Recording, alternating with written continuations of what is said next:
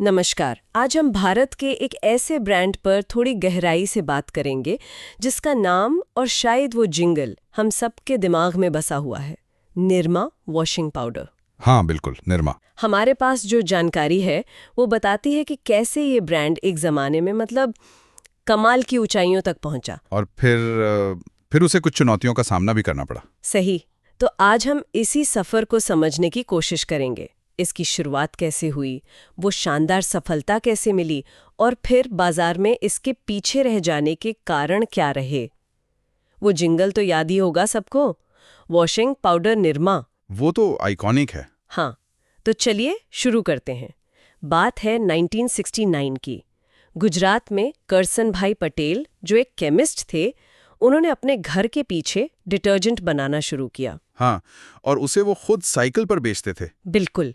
और कीमत रखी सिर्फ 3.5 रुपये प्रति किलो, जबकि उस टाइम पे HUL मतलब हिंदुस्तान यूनिलीवर का सर्फ वो करीब 13 रुपये किलो था। बहुत बड़ा फर्क था कीमत में। हाँ, बहुत बड़ा। तो ये जो कम कीमत थी और वो घर घर जाकर बेचने वाली स्ट्रैटेजी, वो खासकर गांव और छोटे शहरों में तेजी से चल गई। हाँ, वो डायरेक्ट कनेक्ट काम कर गया। और फिर आया वो विज्ञापन, वो सफेद फ्रॉक वाली लड़की घूमती हुई निरमा गर्ल। हाँ और वो जिंगल, वॉशिंग पाउडर निरमा, दूध सी सफेदी। एग्जैक्टली। ये सिर्फ ऐड नहीं रहे, ये तो जैसे कल्चर का हिस्सा बन गए। बिल्कुल, हर किसी की जुबान पर। नतीजा 80s के बीच तक आते आते निरमा ने इंडियन डिटर्जेंट मार्केट का लगभग 60% हिस्सा अपने नाम कर लिया था। 60%। सोचिए, HUL जैसी मल्टीनेशनल कंपनी के सामने ये कितनी बड़ी बात थी। जबरदस्त उपलब्धि थी। हाँ, और यहीं पर बात इंटरेस्टिंग हो जाती है। निरमा की ये जो तूफानी सफलता थी ना, इसने HUL को वाकई में हिला दिया।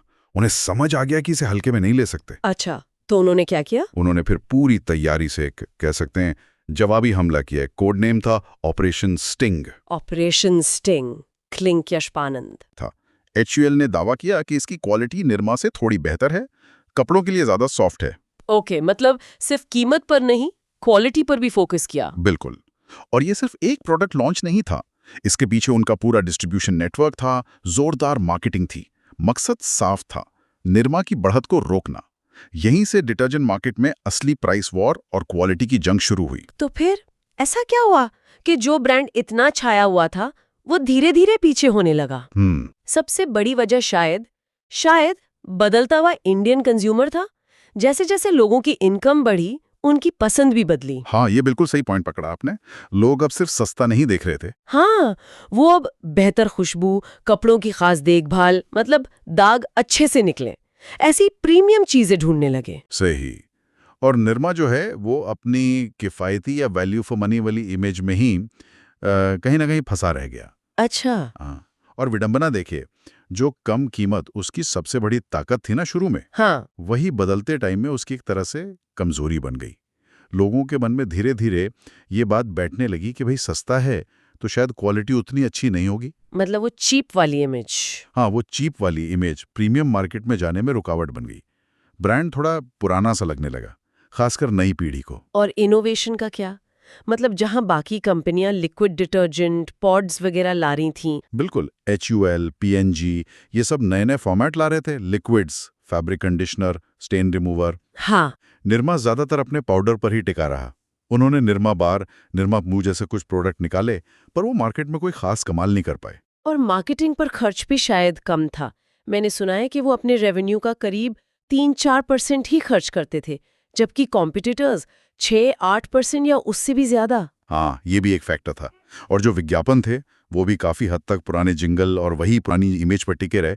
बाद में उन्होंने ऋतिक रोशन को लेकर कुछ एड्स किए। हाँ, वो पुरुषों के कपड़े धोने वाले। हाँ, लेकिन शायद वो अपने मेन कस्टमर बेस यानी जो घर की महिलाएं हैं उनसे उतना कनेक्ट नहीं कर पाए। कह सकते हैं कि वो मार्केटिंग शायद उतनी इफेक्टिव नहीं रही। इसके अलावा एक और बात है जिस पर ध्यान देना चाहिए। कंपनी ने अपना फोकस डाइवर्सिफाई किया, डिटर्जेंट के अलावा दूसरे बिजनेसेस में भी गए। Cement, soda ash, chemicals. अच्छा, ये भी था। हाँ, यहाँ तक कि एजुकेशन और हेल्थ केयर में भी। अब ये डाइवर्सिफिकेशन जरूरी रहा होगा उनके लिए, लेकिन हो सकता है कि इससे उनका जो मेन डिटर्जेंट बिजनेस था उससे ध्यान और रिसोर्स थोड़े बढ़ गए हों। मुमकिन है। और एक बात और, मुकाबला सिर्फ HUL से नहीं था।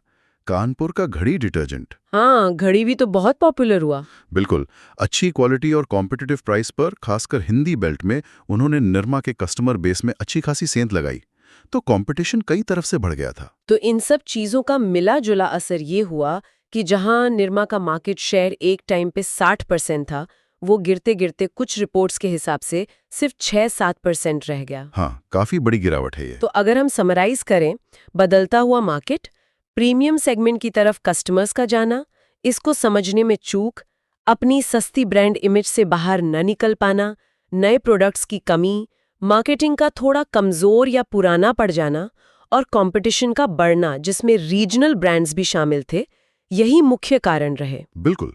और अगर हम इसे बड़े नजरिए से देखें तो निरमा की कहानी एक क्लासिक केस स्टडी है। ये दिखाती है कि किसी भी ब्रांड के लिए कस्टमर की बदलती ज़रूरतों, उनकी उम्मीदों, उनकी इच्छाओं के साथ लगातार बदलना, डेवलप होना कितना ज़्यादा ज़रूरी है। सिर्फ कीमत के दम पर जो शुरुआती सफलता मिलती है वो लंबे समय तक नहीं टिक सकती अगर ब्रांड खुद को टाइम के साथ रेलेवेंट ना बनाए रखे। सही बात है, सफलता को फॉर ग्रांटेड नहीं ले सकते। बिल्कुल नहीं।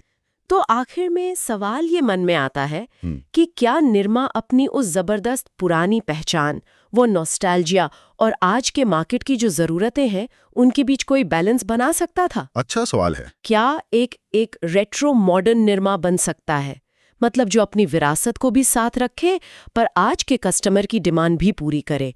ये सोचने वाली बात है।